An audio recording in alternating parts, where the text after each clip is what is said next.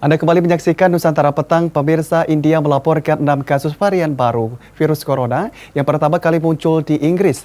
Strain baru virus corona yang telah bermutasi tersebut dilaporkan 70% lebih menular daripada virus corona sebelumnya. Lalu bagaimana cara kita mencegahnya untuk masuk ke Indonesia? Apa yang harus dilakukan pemerintah untuk mencegah hal ini terjadi? Untuk membahasnya sudah bergabung bersama kita Ketua Ikatan Dokter Indonesia Dr. Daeng M. Fakih. Dan pemirsa, inilah Dialog Nusantara Petang.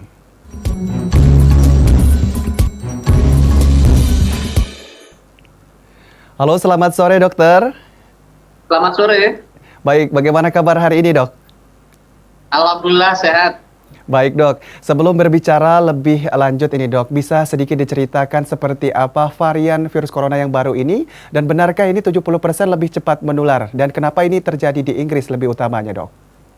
Ya, memang varian yang ditemukan baru di Inggris ini memang dinyatakan oleh para ahli ini lebih cepat menular, bahkan mungkin lebih ganas dari varian yang sudah ada. Oleh karena itu memang semua negara ini lagi konsentrasi terhadap perkembangan terbaru ini dan sepertinya sudah melakukan langkah untuk menutup dari maupun masuk ke Inggris.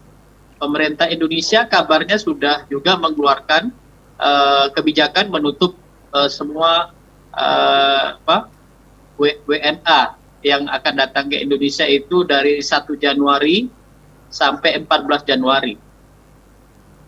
Baik dok, sebelum kita berbicara lebih lanjut juga, seperti apa sih dok gejala-gejala varian virus corona yang baru ini dok? Nah, kami masih nunggu secara detail ya, tapi memang virus COVID yang ada pun itu variasi gejalanya banyak sekali ya. Hampir sama, cuman yang baru ini ditengarai oleh para ahli itu kecepatannya bisa berkali-kali lipat dari yang sudah ada. Artinya kemudahan dan penyebaran virus yang baru ini jauh lebih cepat. Padahal selama ini virus COVID ini dipandang, COVID-19 ini sudah dipandang lebih cepat dari penularan virus yang lain. Nah, varian yang baru ini jauh lebih cepat lagi. Ya, sehingga memang harus kita hati-hati dan juga ditengarai untuk menimbulkan perburukan dan menimbulkan sampai ke kematian itu disinyalir akan lebih kuat. Ini yang perlu hati-hati. Meskipun beberapa ahli masih mengatakan bahwa yang berbeda adalah kecepatan penularannya. Tapi kita tetap hati-hati karena selain kecepatan penularan, kita khawatir keganasan menimbulkan perburukan dan menimbulkan kematian itu juga akan terjadi. Meskipun hanya kecepatan penularan yang terjadi pada varian baru, ini juga tidak menguntungkan bagi kita. Karena kalau sangat cepat penularannya, itu berarti akan semakin banyak orang yang jatuh sakit pada tempo yang sangat singkat. Nah, kalau banyak orang yang jatuh sakit pada tempo yang sangat singkat, itu akan bermasalah pada pelayanan kesehatan. Pelayanan kesehatan khawatir tidak bisa menampung orang yang banyak jatuh sakit dalam waktu singkat, ya, dengan kapasitas pelayanan kesehatan mungkin pertambahannya akan kalah cepat dengan pertambahan pasien. Baik, nah dari pemerintah sendiri untuk mengatasi ini kan ada langkah penutupan penerbangan yaitu mulai dari tanggal 1 Januari hingga 14 Januari. Apakah langkah ini memang dirasa yang paling tepat, dok? Ya, sebenarnya begini, varian baru ini sebenarnya harus yang paling ekstrim harus diperlakukan seperti saat pertama kali COVID diumumkan. Jadi memang harus ditutup daerah tersebut supaya varian yang baru ini tidak masuk. Yang kedua, deteksinya itu harus lebih ketat. Ya. Di pintu-pintu masuk ke negara kita, itu deteksinya harus lebih akurat. Ya. Artinya testing di tempat pintu masuk ya dari luar itu betul-betul diperiksa dengan baik, ya, bukan hanya termogan begitu, tetapi langsung dilakukan karantina, ya. Kemudian diperiksa dan pemeriksaannya sampai ke menentukan strain apa. Kalau strain yang terjadi ada strain baru, maka isolasinya harus dilakukan dengan baik. Kalau tidak nanti akan menyebar di masyarakat. Kemudian selain di pintu-pintu masuk, memang di komunitas itu testing dan tracing harus lebih digalakkan ini.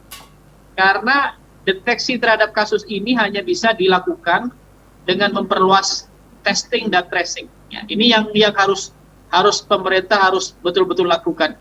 Apakah testing dan tracing ini hanya mengandalkan PCR? Untuk di negara Indonesia, memang idealnya dengan PCR. Karena diagnostik tes itu yang direkomendasi WHO hanya PCR ya. Tetapi dengan rentang yang luas Indonesia, maka bisa memakai strategi untuk memperluas testing ini dengan memanfaatkan tes screening yang ada. Macam-macam tes screening itu sudah ada, misalnya rapid antibody ya. Sekarang yang sudah diganti dengan rapid antigen. Betul. Tapi juga ada yang metode dengan hembusan nafas yang genus yang dikeluarkan oleh kawan-kawan kita UGM. Ada juga yang diperiksa dengan air liur yang sensitivitasnya juga baik. Sebaiknya untuk memperluas testing ini adalah juga mendayagunakan tes screening ya, supaya lebih hemat, lebih gampang dilakukan dan lebih luas lagi dilakukan. Dengan tes screening ini maka bisa cakupan testing itu akan diperluas. Baik. Yang dari tes screening positif, nah itu baru ditindaklanjuti dengan PCR swab. Baik, jadi bisa dikatakan untuk langkah pertama yang bisa dilakukan adalah dengan isolasi secara mandiri, seperti itu, Dok? Ya, tetapi isolasi secara mandiri yang diperketat itu harus dimulai dengan upaya melakukan penemuan kasus atau deteksi dini kasus. Deteksi dini kasus itu bisa hanya dilakukan dengan memperluas testing dan tracing. Ya. Salah satunya adalah testing dan tracing di pintu-pintu masuk negara kita. Yang kedua, memperluas testing dan tracing di masyarakat ya, dengan memanfaatkan jejaring pelayanan kita yang sudah ada. Puskesmas, ya, rumah sakit pemerintah itu harus lebih giat melakukan testing dan tracing. Baik, Dok, jika dikatakan bahwa untuk beberapa negara, khususnya Inggris dan India, dan yang paling dekat dengan kita adalah Singapura yang dikatakan sudah mengidap virus ini, Dok, sudah menyebar seperti itu. Apakah menurut dokter, sebagai seorang dokter, pandangan Anda, Dok, apakah sebenarnya sudah ada di Indonesia ini, Dok, untuk varian baru ini, Dok? Atau mungkin memang belum diketahui atau memang dirasa memang belum ke Indonesia, Dok? Ya, di Singapura, ya, menurut report itu ada satu yang baru pulang dari Inggris yang terkonfirmasi. Ya, ditemukan, terkonfirmasi, kemudian langsung dilokalisir, diisolasi. Ya. Di Indonesia memang belum terkonfirmasi. Artinya belum ditemukan. Apakah sudah ada atau tidak ada di Indonesia? Karena itu kita harus lakukan kewaspadaan. Kewaspadaan apa yang kita lakukan? Tadi, yang pertama, langkah yang dilakukan pemerintah sudah betul menutup sementara. Ya. Langkah yang kedua, ya, di pintu-pintu masuk negara kita itu harus ketat dilakukan testing. Langkah ketiga tadi di masyarakat, perluasan testing dan tracing harus dilakukan. Dengan seperti itu, upaya penemuan kasus atau deteksi dini kasus itu akan lebih baik. Ya. Kalau itu dilakukan secara optimal, maka kita akan mungkin gampang menemukan. Kalau tidak ditemukan, kemungkinan besar memang belum ada di negara kita. Baik, berarti secara umum Ikatan Dokter Indonesia ini adalah salah satu usulan yang seperti yang dokter sampaikan, seperti itu, Dok? Betul, ya. Yang pertama memang sudah betul pemerintah menutup dari luar, pendatang dari luar. Yang kedua, pintu-pintu masuknya tetap dijaga. Baik. Kalau memang ada yang harus masuk atau terpaksa masuk, atau warga negara kita yang dipulangkan dari luar, itu harus ketat prosedurnya. Baik. Harus dikarantina, harus testing dengan baik.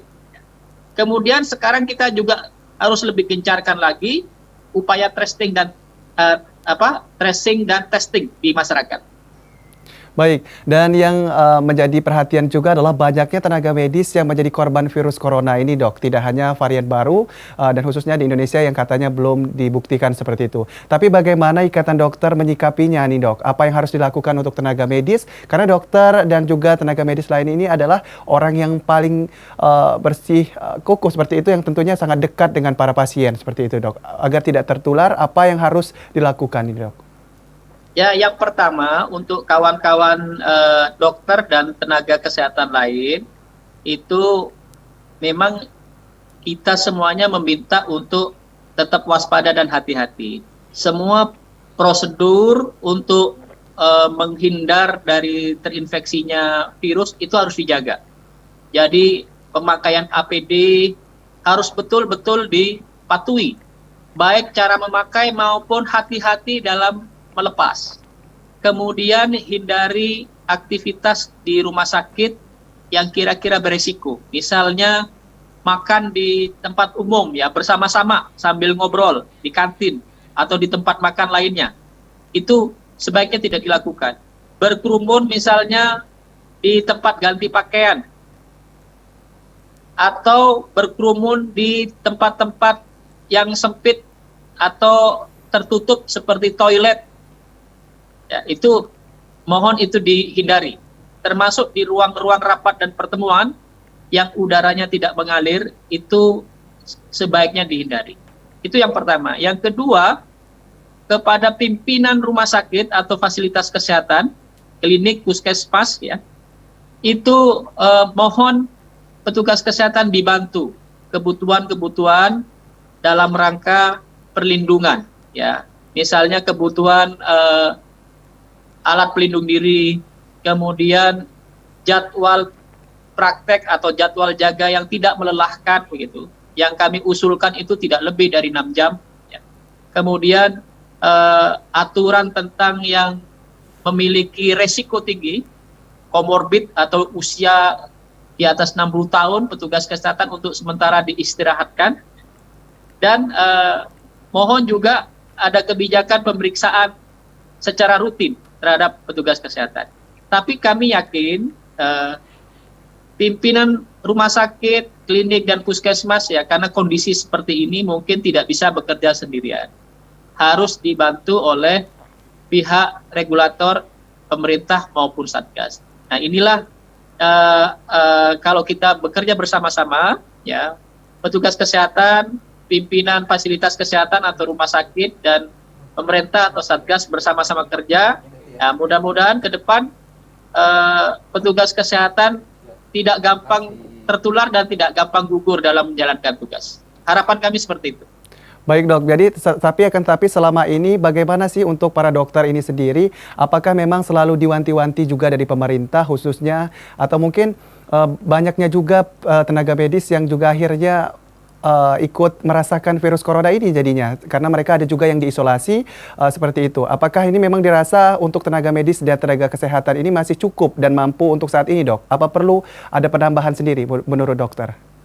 Ya, jadi kalau mengandalkan petugas kesehatan yang bekerja di rumah sakit tersebut, dengan situasi seperti ini, kami melihat kemungkinan itu tidak cukup. Oleh karena itu, seluruh rumah sakit seharusnya membuka diri untuk menambah relawan petugas kesehatan dari luar.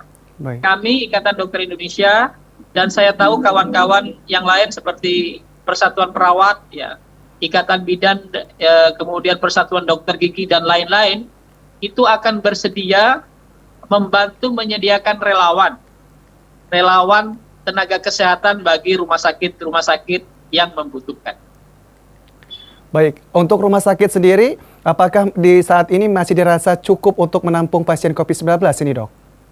Nah, ini yang perlu kita evaluasi bersama, ya, dan perlu kita petakan bersama, terutama pimpinan rumah sakit dan kawan-kawan masing-masing dinas kesehatan di seluruh daerah, karena memang sudah banyak keluhan, kapasitas itu sudah ada yang melebihi 70%, bahkan ada yang melebihi 80%.